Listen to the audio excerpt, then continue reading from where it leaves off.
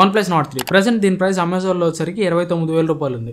ఇదే same phone మనకి ఫ్లిప్కార్ట్లో వచ్చరికి ఇప్పుడు 21,000 రూపాయలకి అవైలబుల్గా ఉంది. ఫ్లిప్కార్ట్లో అనే కాదు, జియో మార్ట్ లాంటి అదర్ ఈ-కామర్స్ వెబ్సైట్స్లో కూడా 22,000 రూపాయలకి 23,000 రూపాయలకి OnePlus Nord 3 అవైలబుల్గా ఉంది. OnePlus Nord 3 అనే కాదు, OnePlus 11R కానీ, OnePlus 12 సిరీస్లో 12R కానీ అండ్ OnePlus 11 కానీ ఇట్లాంటి ఫోన్స్ అన్ని కూడా ఫ్లిప్కార్ట్ కానీ, జియో మార్ట్ కానీ ఇంకా అదర్ ఈ-కామర్స్ వెబ్సైట్స్లో చాలా తక్కువ ప్రైస్కి వస్తున్నాయి కంపేర్డ్ టు అమెజాన్. సరే, అమెజాన్లో దగ్గరగా 30,000 రూపాయలు ఉన్న OnePlus Nord 3ని మీరు ఫ్లిప్కార్ట్లో 21,000 రూపాయలకి కానీ 22,000 రూపాయలకి కానీ కొన్నారనుకుందాం. ఆ సిచ్యువేషన్ లో మీరేమనుకుంటారు? జాక్పాట్ కొట్టేశాను, 30,000 రూపాయలు ఉన్న ఫోన్ ని 20,000 రూపాయలకే కొనేశాను, సూపర్, నేను తోపుతురు అనుకుంటారు. Okay, sometimes your maybe తోపుతురుము, సమ్ టైమ్స్ మీరు ఫ్లిప్కార్ట్ లో కొన్న 20,000 రూపాయలు Nord 3 మీకు మంచిగానే పర్ఫామ్ చేయొచ్చు. But majority of the times లో మీకు అలా కొనటం వల్ల వచ్చే బెనిఫిట్ కంటే వచ్చే నష్టాలు ఎక్కువ ఉంటాయి.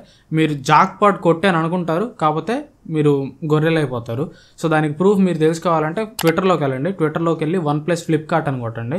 ఎన్ని ఇష్యూస్, ఎంతమందికి ఎన్ని ఇష్యూస్ వస్తున్నాయి ఒకసారి మీరు చూడండి. కొంతమందికి ఏమో రీఫర్బిష్డ్ ఫోన్స్ వస్తున్నాయి, కొంతమందికి ఏమో యాక్టివేటెడ్ ఫోన్స్ వస్తున్నాయి, కొంతమందికి ఏమో వారంటీ క్లెయిమ్ కావట్లేదు. సో ఇట్లాంటి ఇష్యూస్ అన్ని కూడా వస్తున్నాయి. అసలు ఇట్లాంటి ఇష్యూస్ అన్ని ఎందుకు వస్తున్నాయి? అసలు ఫ్లిప్కార్ట్ నుంచి అయినా కానీ, జియో మార్ట్ నుంచి అయినా కానీ or any other e-commerce sites నుంచి తక్కువ కాస్ట్ లో వస్తున్న OnePlus ఫోన్స్ కొనొచ్చా లేదా, కొంటే ఏం ప్రాబ్లమ్స్ మీరు ఫేస్ చేయాల్సి వస్తుంది, ఇవన్నీ కూడా ఈ రోజు వీడియోలో డిస్కస్ చేద్దాం. ఫస్ట్ ఒకటి ఎప్పుడైనా గుర్తుపెట్టుకోండి, ఈ ఫ్లిప్కార్ట్లో కొన్న వాళ్ళకైనా కానీ, జియో మార్ట్లో కొన్న వాళ్ళకైనా కానీ ట్విట్టర్లోకి మీరు వెళ్ళి చూస్తే ఎక్కువ ఇష్యూస్ వస్తున్నాయి.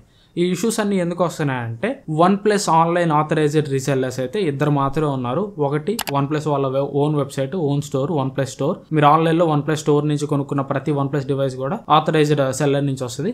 అండ్ రెండోది అమెజాన్లో మీరు కొన్న ప్రతి OnePlus ప్రోడక్ట్ కూడా ఆథరైజ్డ్ రీసెల్లర్స్ నుంచే వస్తుంది. ఇంకా ఈ ఫ్లిప్కార్ట్లో కానీ, జియో మార్ట్లో కానీ మీరు తక్కువ ప్రైస్కి చూస్తున్న OnePlus ఫోన్స్ అన్ని ఎవరు అమ్మేవంటే అవి అఫీషియల్ OnePlus సెల్లర్స్ నుంచి వచ్చేవి కాదు, అవన్నీ కూడా థర్డ్ పార్టీ సెల్లర్స్ అమ్మేవన్నమాట. అసలు ఎవరి థర్డ్ పార్టీ సెల్లర్స్?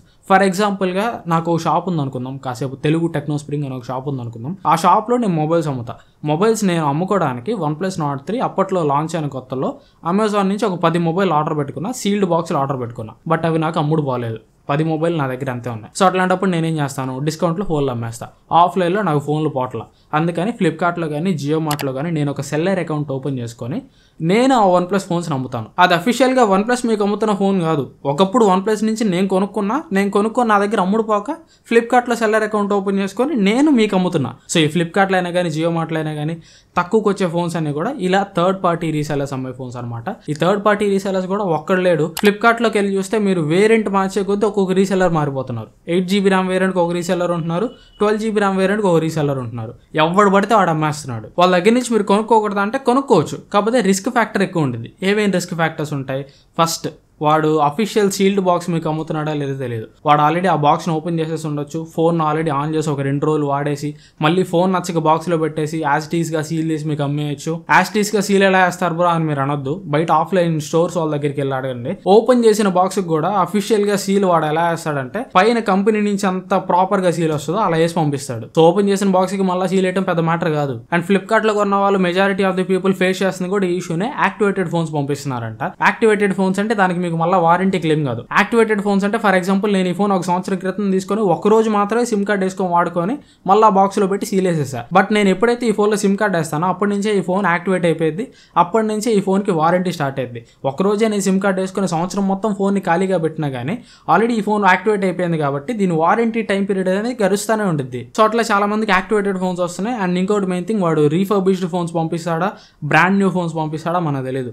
మేబీ మీకు అమ్మే ఫోన్ రీఫర్బిష్డ్ ఫోన్ అయి ఉండొచ్చు. రీఫర్బిష్డ్ ఫోన్ అంటే ఫర్ ఎగ్జాంపుల్గా మీరు ఫోన్ కొనుక్కున్నారనుకోండి, ఫోన్ కొనుక్కున్న 10 రోజుల్లో ఫోన్ కెమెరానో ఏదో ఒకటి దొబ్బేసింది అనుకుందాం. సో వారంటీ పీరియడ్లో ఫోన్ మీకు రిపేర్ వచ్చింది కాబట్టి ఆ ఫోన్ని రిపేర్ చేయించి మళ్ళీ సీల్డ్ బాక్స్లు వేసేసి దాన్ని రీఫర్బిష్డ్ ఫోన్ కింద అమ్మేస్తారు. ఈ OnePlus వాడికి అఫీషియల్ రీసెల్లర్ అమెజాన్ కాబట్టి అమెజాన్ నుంచి మీరు ఫోన్ కొనుక్కునేటప్పుడు అది ఒకవేళ రీఫర్బిష్డ్ ఫోన్ అయితే వాడు క్లియర్గా మెన్షన్ చేస్తాడు అది రీఫర్బిష్డ్ ఫోన్ అని చెప్పేసి. కానీ ఇక్కడ ఫ్లిప్కార్ట్లో కానీ, జియో మార్ట్లో కానీ వాళ్ళ అఫీషియల్ రీసెల్లర్స్ కాదు కాబట్టి వాళ్ళు ఎలా అయినా అమ్మేయచ్చు. ఆ రీఫర్బిష్డ్ ఫోన్ కూడా బ్రాండ్ న్యూ ఫోన్ అని చెప్పి అమ్మేయచ్చు. సరే, మీ కేసులో ఇక్కడ అంతా బాగానే జరిగింది. మీకు ఒక proper phone, brand new phone, sealed ఫోనే వచ్చింది అనుకుందాం. మీరు ఫోన్ వాడటం మొదలుపెట్టిన ఒక 2 నెలలకి మీ ఫోన్లో సపోజ్ గ్రీన్ లైన్ ఇష్యూ వచ్చింది అనుకుందాం. మీరు సర్వీస్ సెంటర్కి తీసుకెళ్తారు, వాడు బిల్ అడుగుతాడు. ఫ్లిప్కార్ట్ కానీ, జియో మార్ట్ కానీ బిల్ చూపించగానే ఇది ఆథరైజ్డ్ బిల్ కాదు, వారంటీ క్లెయిమ్ కాదు అంటాడు. అప్పుడు ఏం చేస్తారు? ఇక్కడ కూడా దీనికి 50-50 ఛాన్స్ అనమాట. మీరు ఇచ్చే ఫ్లిప్కార్ట్ బిల్ ఒక్కోసారి వాడు యాక్సెప్ట్ చేయొచ్చు, ఒక్కోసారి వాడు యాక్సెప్ట్ చేయకపోవచ్చు. స్టార్టింగ్ లో నేను చెప్పా కదా కొనొచ్చు కానీ రిస్క్ ఎక్కువ అని. ఇవన్నీ కూడా రిస్క్ ఫ్యాక్టర్స్ అనమాట. ఈ రిస్క్ ఫ్యాక్టర్స్ లో కొన్ని మీకు తగలొచ్చు, తగలకపోవచ్చు. మీ లెక్క బాగుంటే జెన్యూన్ ప్రోడక్ట్ కూడా మీకు రావచ్చు. కాకపోతే 100% షూర్ గా మనం చెప్పలేం. కొంతమందికి వస్తుంది. ఫర్ ఎగ్జాంపుల్ మా ఫ్రెండ్స్ కొంతమందికి ఉన్నారు, అబ్బా 20,000 రూపాయలకి 21,000 రూపాయలకి ఫ్లిప్కార్ట్ లో OnePlus Nord 3 ఆర్డర్ చేశారు. వాళ్ళకి వారంటీ క్లెయిమ్ అవుతుంది, యాక్టివేటెడ్ ఫోన్ రాలేదు అండ్ రీఫర్బిష్డ్ ఫోన్ రాలేదు. వాళ్ళ లక్ బాగుంది, వాళ్ళకి మంచి ఫోన్ వచ్చింది, జెన్యూన్ ప్రోడక్ట్ వచ్చింది. కాకపోతే ట్విట్టర్లోకి వెళ్ళి చూస్తే ఎంతమందికి యాక్టివేటెడ్ ఫోన్స్ వచ్చినాయి, ఎంతమందికి రీఫర్బిష్డ్ ఫోన్స్ వచ్చినాయి, ఎంతమందికి వారంటీ క్లెయిమ్ కావట్లేదో ఒకసారి మీరు ట్విట్టర్లోకి వెళ్ళి చూడొచ్చు. అవంతా కూడా 50-50 chances, purely based on your luck అనమాట. మీ లక్ బాగుంటే జెన్యూన్ ప్రోడక్ట్ వస్తుంది, మీ లక్ బాగాలేకపోతే యాక్టివేటెడ్ ఫోనో రీఫర్బిష్డ్ ఫోనో రావచ్చు. సరే ఓకే, నేను సాహసం చేసి కొంటాను, కొనేటప్పుడు ఏమేమి జాగ్రత్తలు తీసుకోవాలో చెప్పు బ్రో అంటే, ఫస్ట్ ఆఫ్ ఆల్ మీరు అదర్ థర్డ్ పార్టీ వెబ్సైట్స్ నుంచి అయితే మాక్సిమం కొనమాకండి. అమెజాన్ నుంచి కొనుక్కోవడానికి ట్రై చేయండి.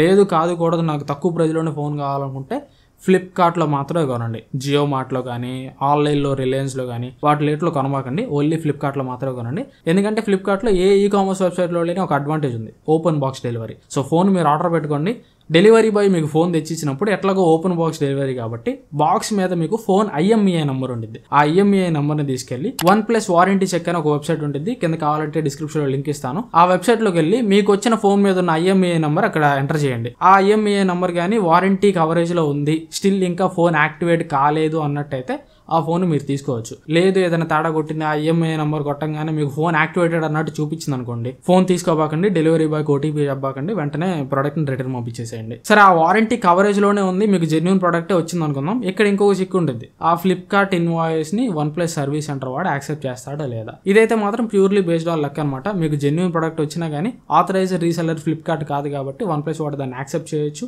చేయకపోవచ్చు.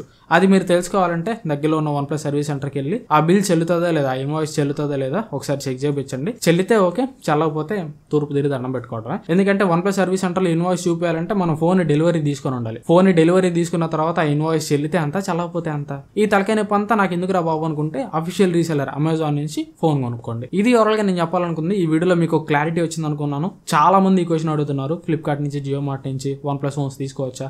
ఇన్స్టాగ్రామ్లో అయ్యే క్వశ్చన్లు, కామెంట్ సెక్షన్లో అయ్యే క్వశ్చన్లు. అందుకే ఈ వీడియో చేసా, మీకు క్లారిటీ వచ్చింది అనుకుంటున్నా. ఇట్లాంటి మరిన్ని ఇన్ఫర్మేటివ్ వీడియోస్ కోసం ఛానల్ సబ్స్క్రైబ్ చేసుకుని పక్కన ఉన్న బెల్ ఐకాన్ కూడా యాక్టివేట్ చేసుకోండి. అండ్ ఈ వీడియో మీకు ఏమాత్రం యూస్ఫుల్ అనిపించినా కానీ ఖచ్చితంగా లైక్ చేయండి.